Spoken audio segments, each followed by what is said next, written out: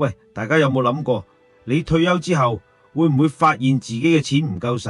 譬如話你原本計劃退休後過住舒服日子，但突然發現醫療費貴咗，生活費漲咗，仲有通脹咬緊你嘅儲蓄，搞到你成日擔心錢唔夠用。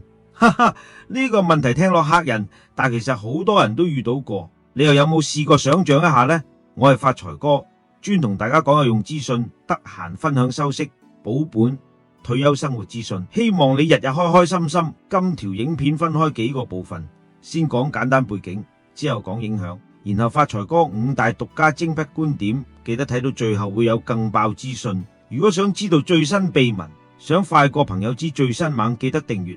好啦，講翻正題，最近香港人嘅平均壽命越嚟越長。根據政府統計處2024年公布嘅數據，男人平均活到82.9歲，女人就88.2歲。哇，呢個數字比全球平均高好多。意思係，如果你65歲退休，可能要準備20到30年嘅退休生活費。呢個情況好多人都知，但鮮為人知嘅內情係，好多人以為自己退休後只需基本開支，但其實醫療費會隨年紀增加，通脹又會慢慢蝕你嘅錢，搞到原本計劃好嘅退休生活變得唔夠使。仲有調查顯示，中產人士覺得要實現理想退休，需要平均2090萬港元資產組合，當中包括自住物業、醫療儲備同每月2.7萬被動收入。但好多人忽略咗，壽命長咗，開支就多咗，特別係有仔女嘅人士，52%退休人士實際退休年齡較遲，因為要考慮仔女教育同未來負擔。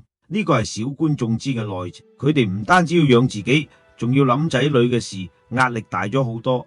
呢個調查係2024年做嘅，訪問咗1057名個人流動資產總值100萬港元或以上嘅中產人士，結果顯示大家都憂慮3大問題：通脹風險、投資風險同開支不夠用。簡單嚟講，就好似你計劃去旅行，原本預算夠，但突然機票貴咗，酒店漲價，搞到你要加錢一樣。退休就係咁，壽命長咗，等於旅行時間延長，錢就要更多。影響方面，呢個壽命增加對退休一族嚟講係雙刃劍。一方面長壽係開心事，可以多享受人生，但另一方面開支失預算，因為醫療費、日常開支會隨年紀增加。譬如假設你退後每月基本開支2萬，30年就720萬，但未計通脹同醫療突發。根據香港公司治理公會去年研究，超過一半受訪者希望65歲或之後退休，但強積金累積金額遠遠唔夠。仲有仔女嘅中產父母，比無仔女嘅退休人士有更多考慮，佢哋往往遲啲退休，因為要幫仔女置業或教育。呢個內情好多人忽略咗，導致退休計劃亂晒龍。發財哥有5大獨門精確見解。第一點講緊銀紙越嚟越唔見使，增長型資產可以幫手管理通脹風險。以前好多人將退休金全部擺喺儲蓄戶口收息，但息率有高有低，通脹就不斷咁升，啲錢嘅購買力就跟住跌。就好似你買咗個雪糕，本來夠食，但擺得耐溶咗就變得唔夠食一樣。為咗保持購買力，就要投資增值，將部分錢擺落增長型資產，例如股票同商品，可以爭取升值。對抗通脹，延長儲備可以用嘅時間。不過要記住，經濟有起有落，投資冇話長勝，關鍵係分散投資，涵蓋唔同地區同行業，靈活咁把握機會。全股票組合波動大，遇到大跌市可能要好耐先追得翻，唔適合退休人士。我識得個朋友叫龍仔，佢退休前全部錢擺晒喺股票，結果撞正股災，啲錢縮水一半，搞到要延遲退休，繼續翻工，真係慘慘豬咁樣。第二點觀點，要平衡回報同風險，多元化配置可以降低整體風險。全球市場變化快，要管理退休投資就要做適當嘅資產配置，千祈唔好將所有雞蛋放喺同一個籃，就好似食飯唔可以只食肉，要有菜有飯先至均衡一樣。多元化配置包括唔同資產類別，平衡風險同回報。一個好嘅組合應該有股票、債券同另類資產，例如商品，譬如風險較低嘅債券，好似投資級別嘅政府同企業債，提供定期收益，風險低但增長潛力細。高收益債券，例如高收益同新興市場債，收益率高但風險大、流動性高嘅另類投資，好似商品，可以帶嚟額外多元化。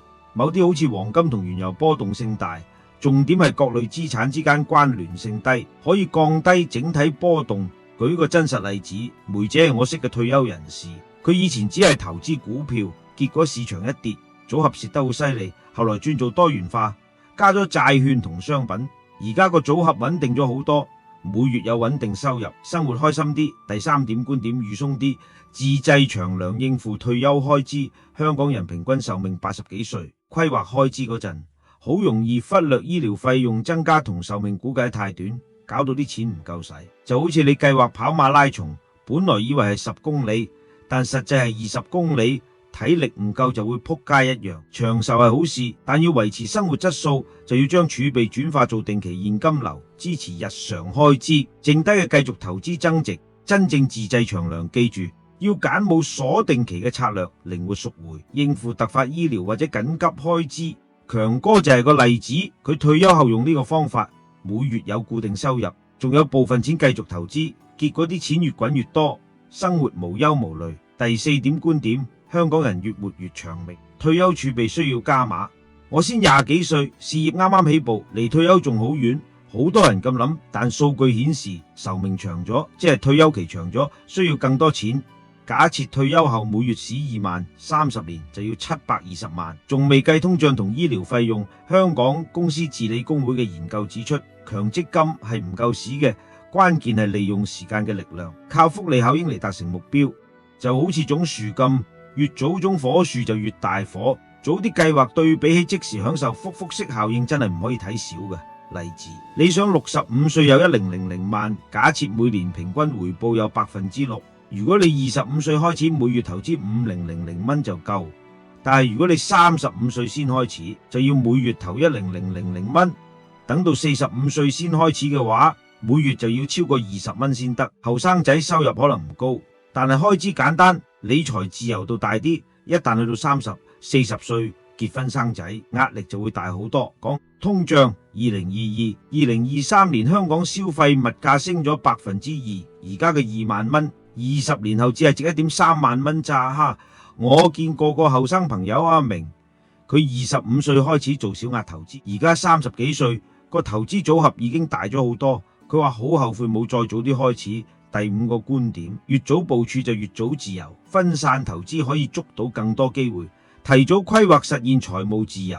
50歲退休都唔難，只要善用時間同投資工具，跟住市場同年齡變化，採取合適嘅組合。面對多變嘅經濟，單一市場唔夠㗎，要分散去全球市場唔同主題，咁樣可以降低風險，同時捉到增長。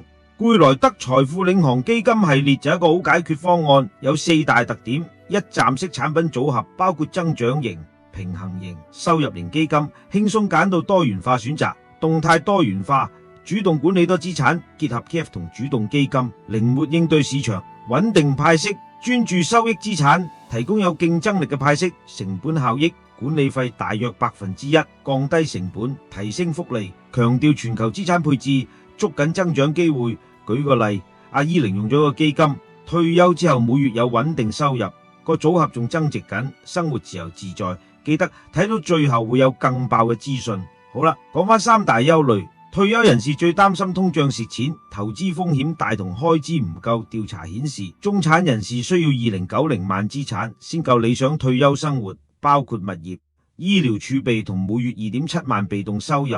有仔女嘅人士通常會遲啲退休，因為仔女教育同置業負擔重。呢個內情少人知，但好重要，因為仔女唔單止係喜悅，仲係財務考慮嚟㗎。貼士一場細講，銀紙唔見使就係通脹問題。以前放銀行賺息，但係息率跌，通脹升，錢就越嚟越唔值錢。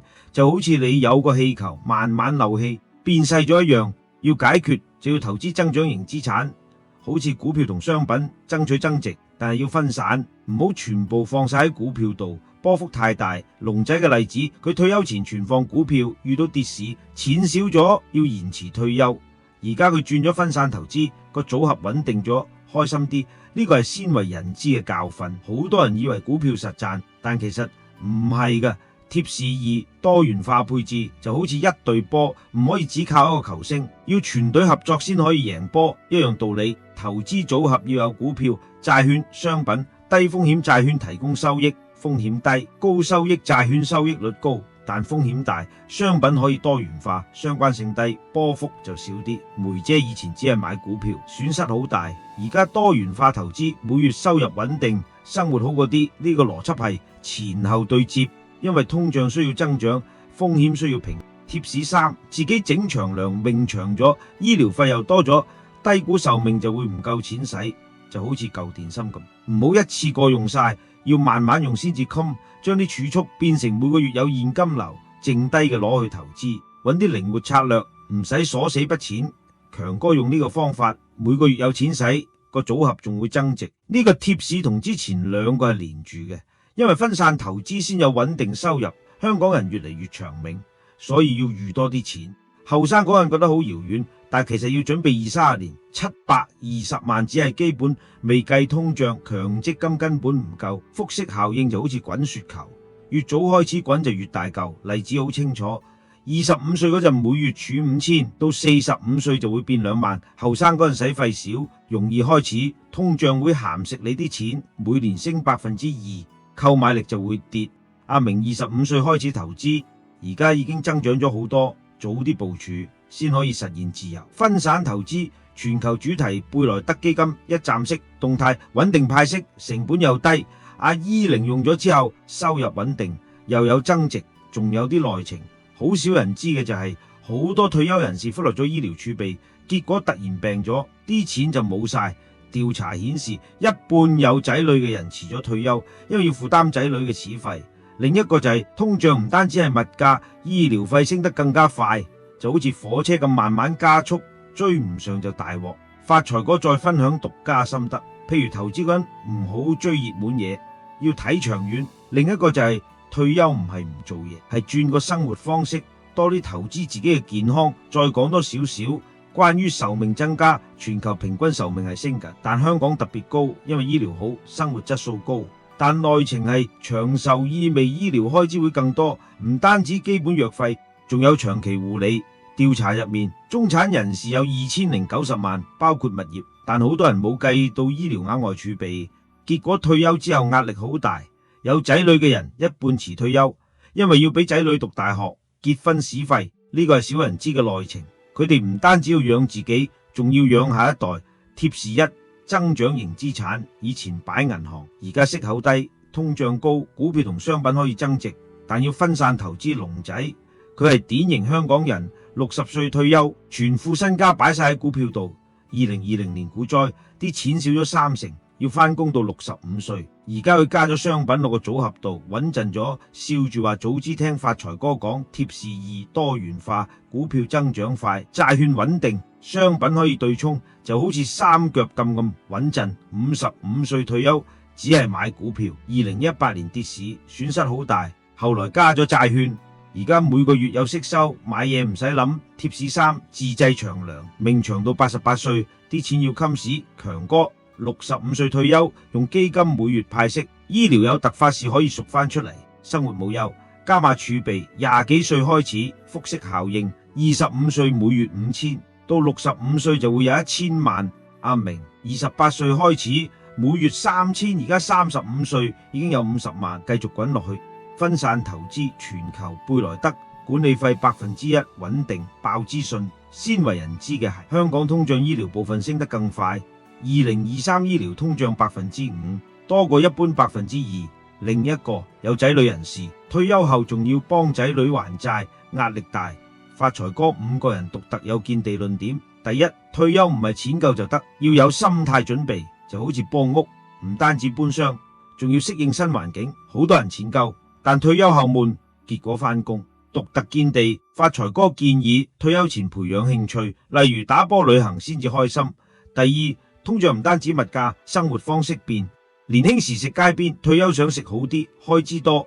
見地，預算時加10%生活升級費，唔使驚。第三，有仔女唔係負擔，係動力。調查話遲退休，但發財哥見到仔女令你更努力投資，結果錢多。見地，用仔女做目標，投資動力大。第四，多元化唔止資產，仲有收入來源，唔單止基金，仲有租金。富見地，退休後做 part time，錢多，心情好。第五，複式效應最大敵人係拖延，越遲開始越辛苦見地。從今日開始，就算1000蚊都好過等聽日。記得訂閱、like、share。下次想睇得更早，記得訂閱，唔好俾老友快過你知。祝大家生活愉快，身體健康。